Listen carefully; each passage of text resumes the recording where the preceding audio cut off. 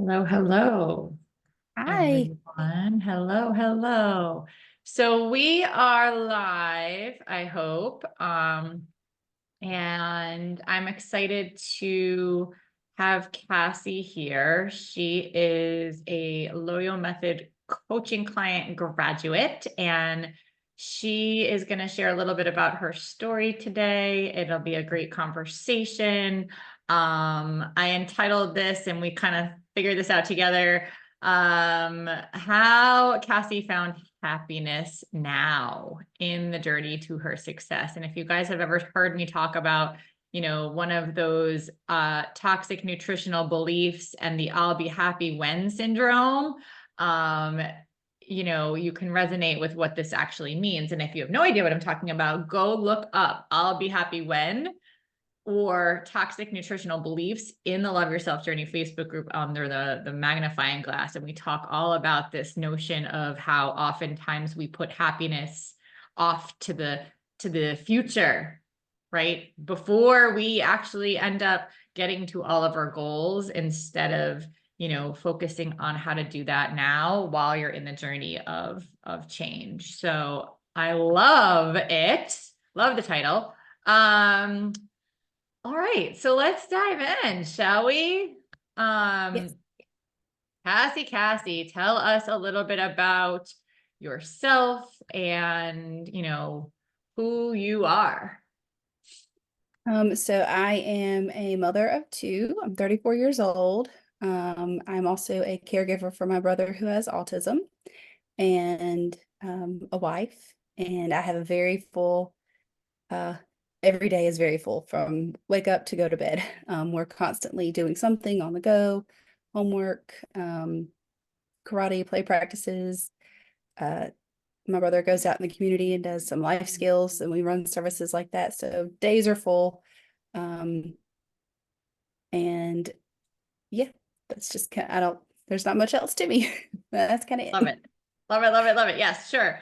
Okay, so let's kind of dive in terms of, what what brought you here to this community? What brought you to the LoYo Method coaching program? Like talk to me a little bit about where you were last year in terms of your own health, wellness, emotional eating, weight, goals and challenges.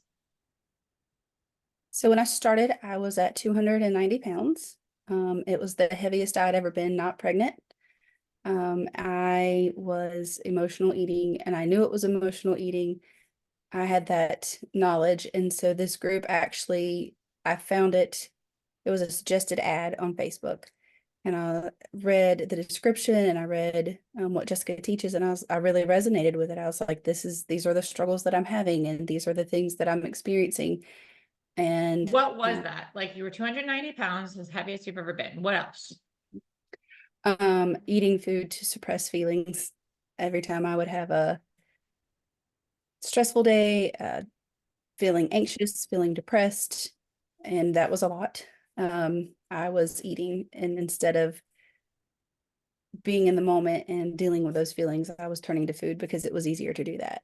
And so I Yeah. was eating, I was every time I would be out in town, which was every day, I would be like, okay, I'm here and in town, so I deserve a snack and I deserve a treat. And I was getting all kinds of fast food and candies and things to, I was using that as my joy and that as my happiness. Like, oh, I'm going to get a treat and that'll make me feel better.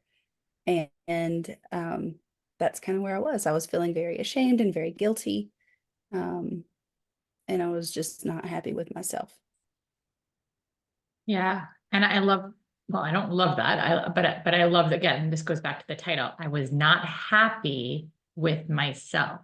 I was not happy with myself, yet you found happiness. So I just got the chills. How did that happen for you? Like, well, before we even get there, okay, so we spoke, we had a conversation. Um, you were deciding whether to do this program or not. What what kind of fears or hesitations did you have before joining the LoYo Method coaching program?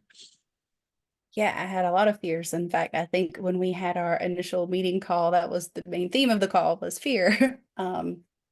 So I had fears about if I had the willpower to do this, and we discussed willpower and what that is not. I had fears about being able to have the time to do it, and I had fears about financially being able to afford it. So it Yeah, was kind of like a threefold fear. It was, absolutely. Absolutely. yeah. What stood out to you as different here from other things that you may have done before? And ultimately, I guess, why did you decide to take those fears and, you know, give them a little kick in the tush or really just like lean into them, I guess you can say. I think lean into them is a more accurate description. Taking them. So it was really just the aspect of having support and not being alone. Um, and realizing that this was not a diet. Like it wasn't a here's your boundaries, here's what you have to maintain every day. And um, shame on you if you don't meet these goals every single day. It was a process, and it was you're not alone. You have modules, and you have Jessica, and you have Louisa, and you have um, others in the group who are going through the same thing that you are in the moments. And it was knowing that I didn't have to I didn't have to face this just me against the world. I was able to express concerns or thoughts as I needed to. And knowing a big piece of this too was hearing over and over like this was move at your own pace. And so there wasn't here's a hard fast deadline of when you have to meet these certain things. It was you learn to follow your body's cues and your schedule and work this in as you can. And while it's important, it's also a free flowing, do it as it fits you. So amazing. Let's talk about, you know, where you at now? Like okay, so again, can we just reiterate this amazing title? Because I kind of love it. Um, how Cassie found happiness now. So let's kind of talk about your wins and celebrate your successes. Guys, I always like to celebrate successes here. I love celebrating our client successes. We do it every day inside of our coaching program. We have a special day on Wednesdays to really highlight all of our wins, but we celebrate success every day, and it really helps to cement our habits. It builds positive momentum. It makes us feel amazing. So I want to celebrate you, Cassie. Let's share your wins. Yeah. So I think the most obvious to the eye is I did lose weight. I went from 290 to 255. And so that is an obvious, that's a win, but I don't think that's the biggest win. I think the bigger wins are in realizing when I'm getting emotional, I'm turning to different alternatives. I'm using resources that are available. I'm eating when my body gives me those hunger cues. So the sliding scale that you learn about in the program, learning where you're at on that scale and what that means for your body. Are you full or are you just eating because it's there? Um, so those were definitely big wins. Learning that I didn't have to eat it just because I put it on my plate or just because it's available. So a huge, huge thing for me was one of the Zoom calls we had where Jessica was talking to us before the holidays and telling us stories of when she was at an event and they had all kinds of like appetizers and hors d'oeuvres and things like that. And she tried one or two that she didn't like, and so she didn't finish it because she didn't have to. And if you're gonna have those little splurges or eat, it should be pleasurable and enjoyable. And so going into the holidays, that really helped me because I didn't just pig out on things because they're available. I chose selectively, like, this is what I truly do want, and I'm going to enjoy it while I have it. And it made the experience much more pleasurable. And obviously, I didn't overeat because I was making more wise decisions. And I think that was a huge win as well. And then I think for me, the overall biggest one, and this is hard to share, but when I first started, Um, I couldn't walk my boys into school without being out of breath. I couldn't, just the walk from our car parking lot, which was up a little hill into their building. I would be in there and I couldn't even speak to their teachers and be like, here they are and have a good day, because I was panting and trying to not show them that I felt like I was dying. And so throughout this, I think the weight was a part of it, but I also think my body adjusting to eating healthier foods overall. I feel lighter. I physically feel lighter, and that happened before I lost the weight, and so I know the weight is a thing, but giving my body what it needed versus what I felt like I wanted caused me to have a physical sensation of a weight was lifted, and I could move better and I could be better and I could be more present with my family and in the moments instead of struggling to mask my unhealthiness. You know, that you and I spoke about similar, piggybacking off of that last point, being more present with my family, that a lot of what you were working on personally trickled into your family. And I remember you saying something to me about how, you know, members of your family are helping to support one another more now and helping each other be accountable to their goals and very grace giving. And instead of fighting those fears, right? And, you know, you mentioned, I think at one point, like fearing, oh my God, like fearing a cookie, right? Fearing if I have this cookie, then I'm going to gain all the weight. Or if I have this cookie, I'm going to eat like 10 more cookies. And giving yourself so much grace in the process of like, I'll eat the cookie and it's okay if I want it, and I'm not going to fight it. And I love that your family is learning and understanding how to do that with each other. Yeah, I think that would definitely be like a second tagline of this video, like finding happiness, but also stopping the fight. Love more, fight less. Yeah. Because I really did. I had those preconceived notions of I won't be able to stop at just one, so I can't do it at all. And I learned that yes, I can, and it's worse to fight it and work against your body than going, you know what, in the moment, I truly do want this. And so if I kind of go ahead and calm that desire and enjoy it in the moment and move forward, it's okay. And there's no shame in saying, hey, I had a cookie. And you're right, my family, we all started doing this together. It was just kind of this perfect storm of everybody wanting to get healthier at the same time. And so we were very much working together of, you know, here's where we are, here's the plan for the day. And then if we did have a little treat or we did have a little slip up, we would come home and be like, hey, total transparency, I had this today. And I just wanted you to know that maybe you did really well today, but I had a little bit of a treat. And there was so much freedom in being able to be honest and not having to hide it anymore, that we were having those little treats, and also just the grace that we all gave each other of, you know what, that's okay. And tomorrow is a new day. And maybe you didn't meet whatever goal you had set for today, but it's not the end. And it doesn't mean you've wrecked everything. It just means today was a little different and tomorrow you pick up and you move on.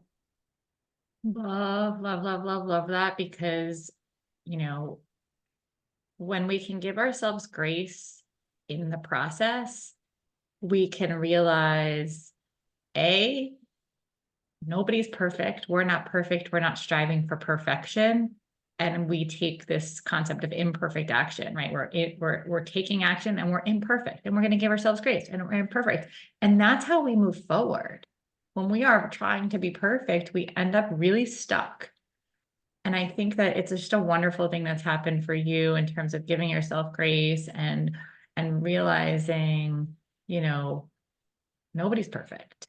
And look at how far you've come, right? And giving yourself grace, the second big thing is helping to allow you to be happy now, as opposed Yeah. to waiting and waiting and waiting for happiness to appear just because like the number on the scale hits a certain number, right?